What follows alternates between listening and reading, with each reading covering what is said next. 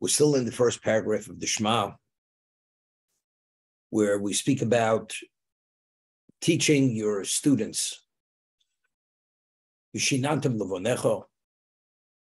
But when you teach, the level of clarity and quality has to be with a level of immediate response to any question they could ask. That's the level of cogency and elucidation the teacher is able to communicate the Torah to the students. You must speak in them. Talmud tells us that one has an ongoing obligation to study Torah, to always continuously engage in Torah study. What does that mean? Every free moment, there's a positive commandment, v'dibarta bom. And the Gemara tells us, Talmud tells us, dibarta bom v'lo b'dvarim b'telim. You should speak in them, the inference in them, and not in something else. Not issues or subject matters which have no value whatsoever. So if a person wants to discuss business, current events, which has relevance to value, where you're not just whittling away your time with worthless talk, it's permitted. Because it says you should speak in them, not dvarim b'telim. Dvarim b'telim means words or subject matter which have no value whatsoever. So it seems to be that if you speak in other things other than Torah, you're in violation of a positive commandment. So if you have a half an hour and you just want to, as they say, shoot the breeze, and it's not to relax, because that also has value. But it's considered just waste of time. You're in violation of this positive commandment. However, the commentators explain that's not the case. V'dibarta bom, you must engage in them. What it means that if you engage in Torah and you interrupt your Torah study with other issues, which you should not interrupt the Torah study, that's when you're in violation of the positive commandment. I'll give you an example.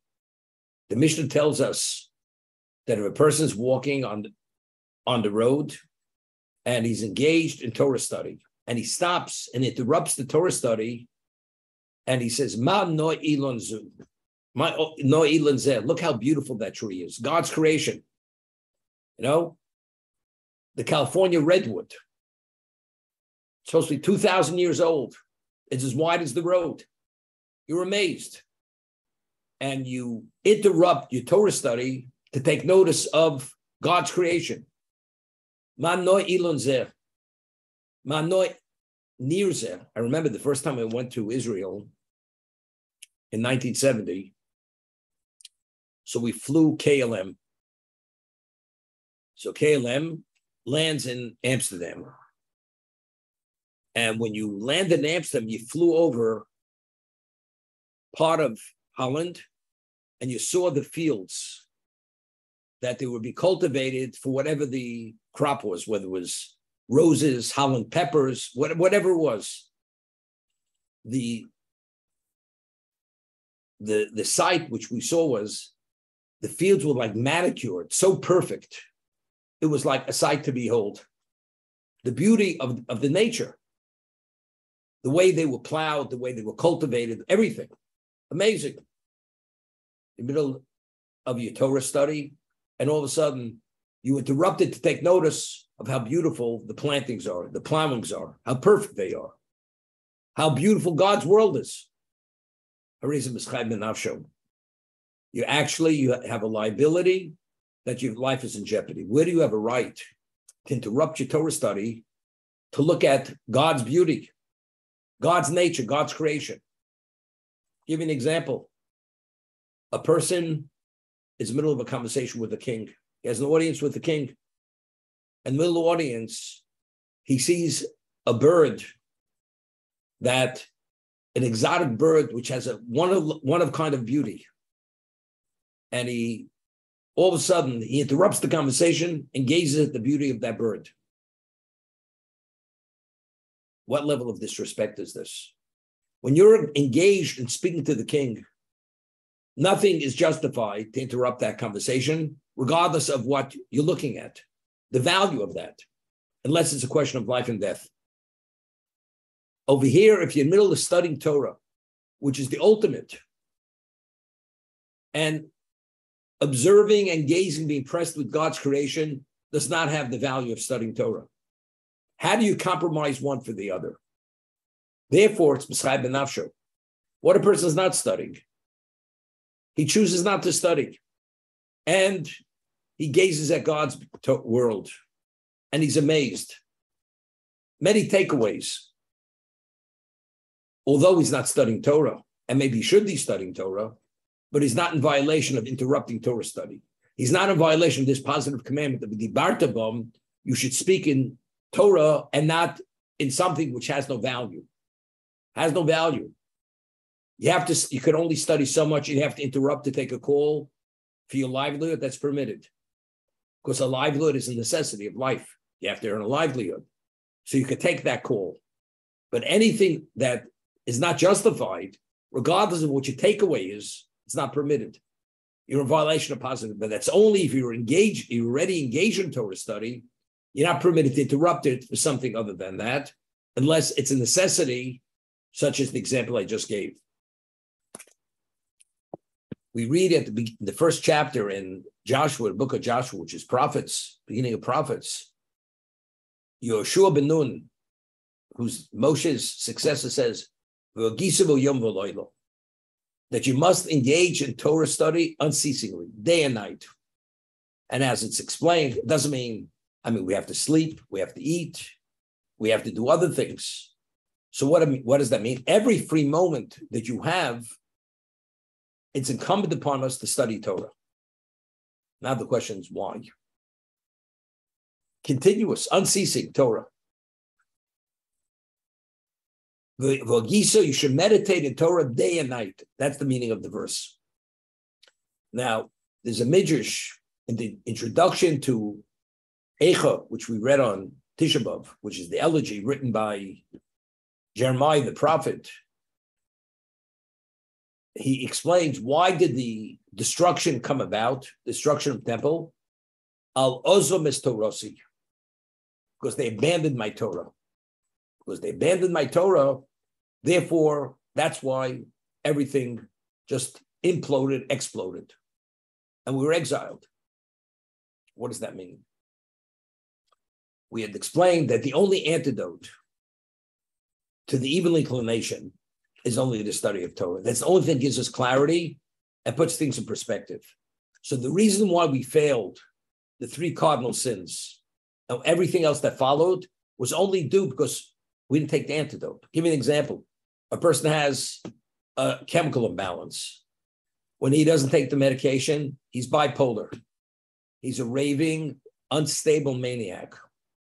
Takes his medication, rational, functional, intelligent, responsible, creative. Doesn't take the medication, totally out of whack. There's no word to say how bad it becomes. You don't even recognize that person any longer. What is the antidote for the Jew? That he shouldn't go off the cliff. He should behave as a Jew is supposed to behave within the spiritual realm, the study of Torah. You got to take your medication. How? As prescribed. Right? You read the bottle, as prescribed. Twice a day, 3 times a day, every day. That's the way you take the medication. And if you take it as prescribed by the doctor, then it affects you in the most positive way and gives you that balance. It gives you that equilibrium. But if you don't, you lose your balance, you lose your equilibrium, and you don't process things as you should process them. You have voices talking to you. You become schizophrenic, whatever else that follows. A Jew to behave out of the realm of spirituality as God wants him to behave, it may be appropriate behavior for someone else, but it's not appropriate behavior for you. Many years ago, my father-in-law, Shalom, he had a cousin, distant cousin, who raised money for a certain yeshiva in Israel. This is in the 60s and 70s. He was a special person. His brother was a world-renowned Rosh Hashiva of Hebron.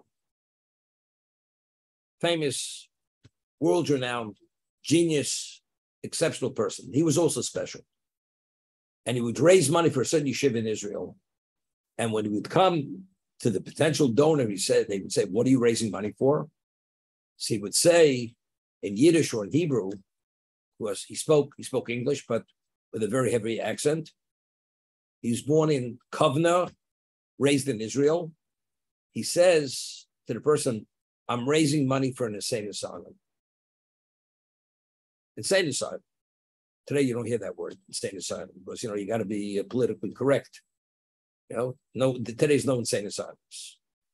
They're called sanctuaries. I don't know what you call it. The White House, sanctuary. It's what it is. Happens to be a white building. It's a sanctuary. Okay. So they said, what are you talking about? You're raising money for a insane asylum. He says, you don't realize. When a person goes into this institution, he goes in unbalanced and he comes out balanced. So they rehabilitate insane people. That was his humor, sense of humor. But in truth, if a person is supposed to behave in a certain context and he behaves differently, like the person who's bipolar, and only when he takes the medication is he in balance. So identically, the Jew who's supposed to behave within the spiritual realm and see things correctly, that you're living differently, not the way that you're supposed to live, you're off balance. So the antidote for that which incapacitates, the evil inclination which causes us to see through a distorted lens, is the Torah. Therefore, it's V'Gisvo Yom V'Loilo. You have to engage every free moment you have. You have to engage in Torah study. That's the time period you're supposed to take the medication, the spiritual medication. Let's say a person has to work 23 hours a day, or he has to be committed. He has to sleep. He has to eat. He only has 1 hour available per day. For that person, the antidote is an hour because he doesn't have more than an hour available. Another person has 3 hours available. His antidote, he has to have 3 hours of study. Whatever time available, it has to be fully committed to Torah study. Ongoing. Why? Because we're under continuous attack. We are physical beings. What are we inclined to? We're inclined not to spirituality. As a result of that, how do we get our footing? How do we get that clarity? How do we get the direction? How do we get the perspective? You have to be infused with that Torah study continuously to have that level of clarity, to be able to make rational and responsible decisions in our lives, to make correct evaluations. You have to continuously be engaged in Torah study. It's a positive commandment. And you're not permitted to interrupt it, only for something that you're permitted to interrupt it for. But to interrupt it for something which is dvarim b'telim, something which has no innate value, it's not to take a business call, or it's not to speak to your wife or your child or the teacher or whoever else, you're not permitted to interrupt it. But that's v'dibarta. That's echo. Why did why did destruction first time come about, and why were we exiled? Al ozumas Torasi. We abandoned the Torah. We'd abandoned the Torah. We fall to levels which are not imaginable. Idolatry, adultery, murder, stealing, everything under the sun. That's why. That's ozumas Torasi. However, the Midrash cites a verse in Daniel. The book of Daniel is written in Aramaic. It was written in Babylon. And the vernacular in Babylon was Aramaic. And he writes that the reason why the temple was destroyed, because they took the Tomid. Tomid means, we know that the daily offering that was brought twice a day in the temple was called the sacrifice of the Tomid. Tomid means continuous, because day in and day out, 365 days, you brought a morning offering, communal offering, an afternoon communal offering. Whether it was Shabbos, whether it was a festival, whether it was Rosh Hashanah, Yom Kippur, it was continuous. So The verse in Daniel says, do you know why the Churban came about, the destruction of the temple? Because they took the Talmud and they threw it to the ground. They took the Talmud. So the Midrash says, why is the Torah called Talmud? Talmud means continuous. It cites the verse in Joshua, because it's something that you always have to be continuously be engaged in. That's why the Torah is called Talmud. And why the Jewish people called Talmud? That's an appellation with the Jewish people. We are Talmud because we're always meant to be fully engaged in the Talmud, in that Torah study, so we're Talmud because we're responsible to be engaged Talmud. Now, why was the world created? We mentioned this endless times, quoted the prophet. God says, I created this world for my glory. Otherwise, the world has no value. Meaning that if you meet the challenges of life and you make the right choices, then the world has value. If the choices you make are all not good choices, the world hasn't met its objective. Because you're not living a life for the sake of my glory. Ultimately, you'll be beneficiaries if you make the right choices. Okay? Now, there's a verse in Jeremiah where he says, if not for my covenant being in effect day and night continuously, the extent of heaven and earth, all the protocols would not be in place. So the commentators explain, if there should be one moment where Torah is not studied anywhere in the world reverts back to pre-existence. What is the life and the heartbeat of existence? Why does God will existence? Only because the Torah studies in continuous effect. If it would not be in continuous effect, the world would cease to be. Who has that responsibility to hold up the world? That's the Jews. Atem Kriyim Odom, as we said. What is the classification of a Jew? He's Odom. God created this world for Odom. Adam, this was Adam. He failed.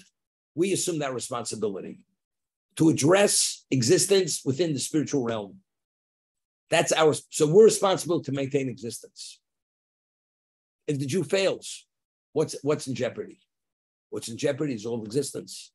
God's glory is in jeopardy. Therefore, as a result of that, the Jew has an obligation to continue to study. Because if you don't study, and many other people don't study, and it ceases to be, what happens to God's glory? The world reverts back to pre-existence. Therefore, you have an obligation to continue studying. The Talmud tells us that a communal pot is not hot, it's not cold. You want to eat food, you want to eat hot food. It may not be cold, but it's not hot. Why?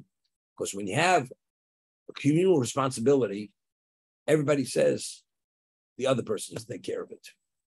So one person goes, he stokes the coal once, walks away because he figured if I stoke it, somebody else will come out after me and stoke it again. And with all the people in the community, there'll be enough stoking of those coals that the food will be piping hot.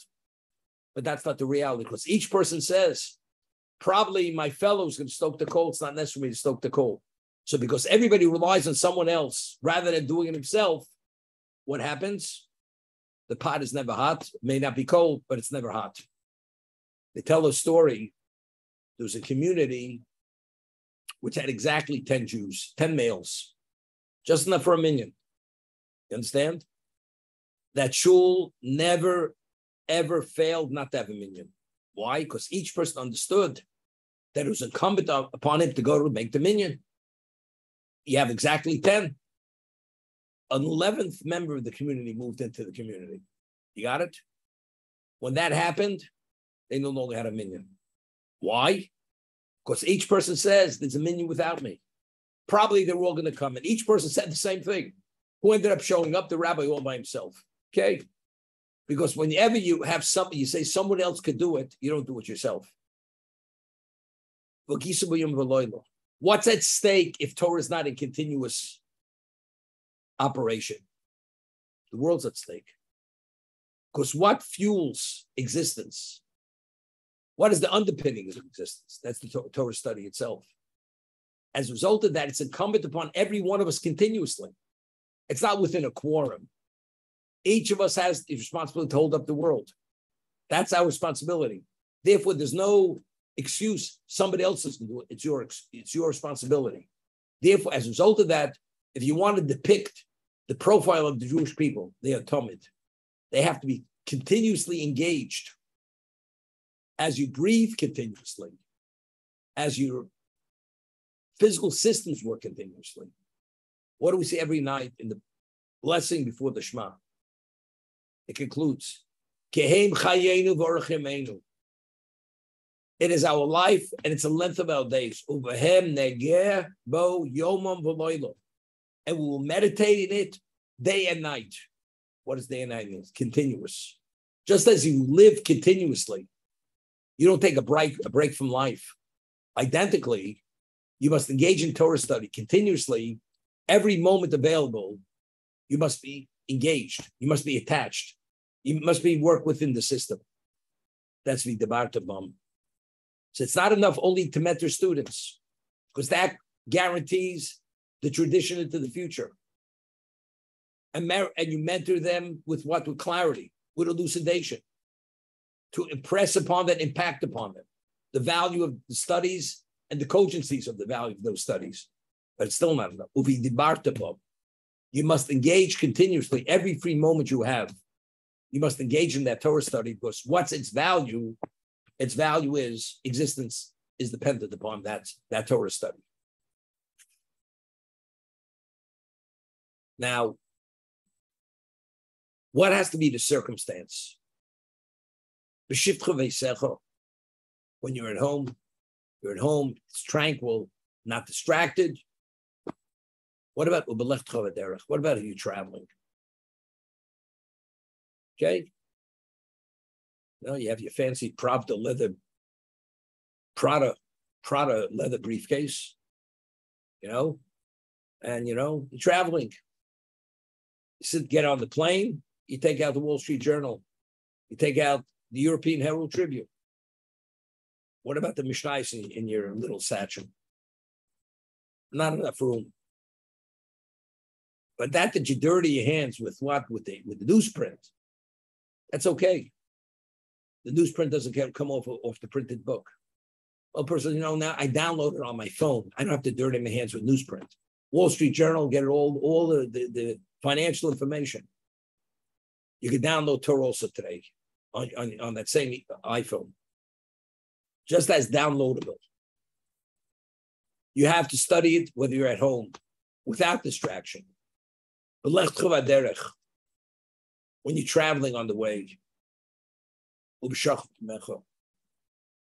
and when you sleep and when you rise, this is very specific to the Kriya Shema. You must say the Shema. You must accept the yoke of heaven, God's dominion, twice a day, in the evening and in the daytime. But when you rise, the nighttime period is a long period. That means from nightfall until dawn. You say the Shema.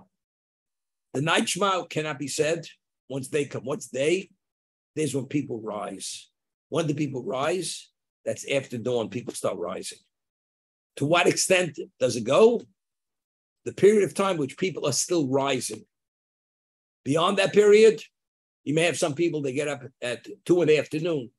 Humanity has already risen. Therefore, you expired. The time for the Shema has expired. You missed the opportunity to fulfill the Shema.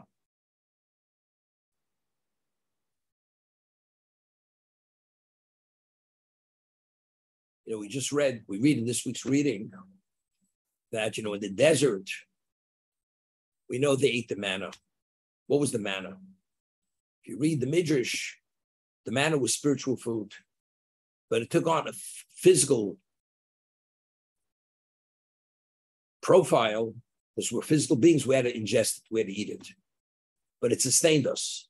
Not only did it nourish us physically, it nourished us spiritually. The Midrash tells us, "Lo nitna Torah elo ochlei haman." The Torah was given to those who ate the manna.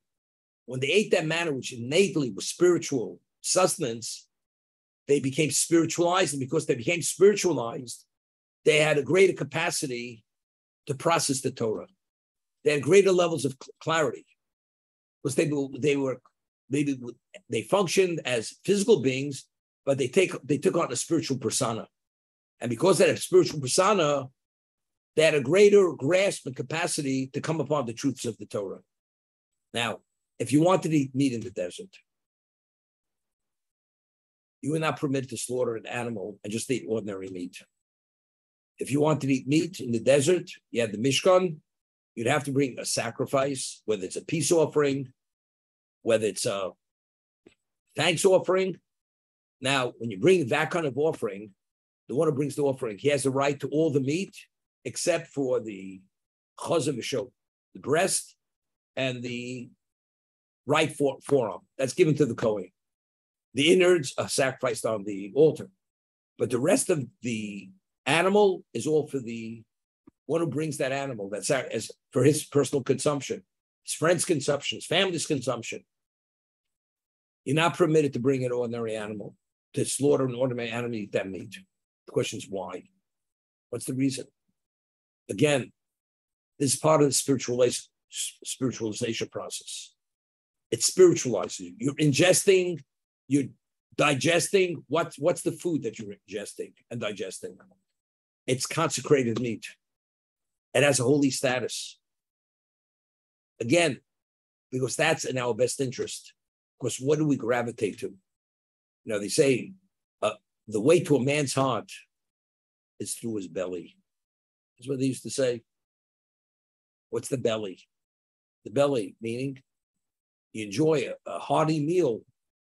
Now, the person is susceptible to certain levels of influence. What is that hearty meal? That's physical. You satisfy your physical desires. When you ate only of the korban, which itself innately was holy, it may have satisfied you physically because it was meat, but simultaneously, it also spiritualized you because you were ingesting, your body was processing something which is totally spiritual. And it's within the spiritual realm. What happened when we came to Canaan? The Torah tells us when you come to Canaan and your borders expand and the Mishkan is in one location, or the temple ultimately be in Yerushalayim, and you live up north, you live down south. Every time you want to eat meat, it's a little slightly inconvenient to always go to the temple and bring that sacrifice to be able to eat meat. So if God broadens your borders, you're permitted to eat ordinary meat, non-consecrated meat. But if you eat non-consecrated meat, what is the effect? It's kosher. Because the slaughtering met all halachic criteria. What deems an animal kosher? The kosher species. But still, you involved in something which is totally physical. Whatever you are touched by, it affects you. It affects you. Unless it's infused with that innate holiness, which is the korban. But since it was too complicated, that every time a person wants meat, he has to travel to Yerushalayim, therefore God says, you can take the ordinary animal, non-consecrated, slaughter it, and eat it. You're home. You have to engage in Torah study. You're traveling. You have to engage in Torah study. Continuous. Because every aspect of our setting is all physical. And unless it takes on a spiritual edge to it, some degree of sanctity, then we're touched physically. When you touch physically, that only increases the chance to be inclined after the physical rather than the spiritual for that reason.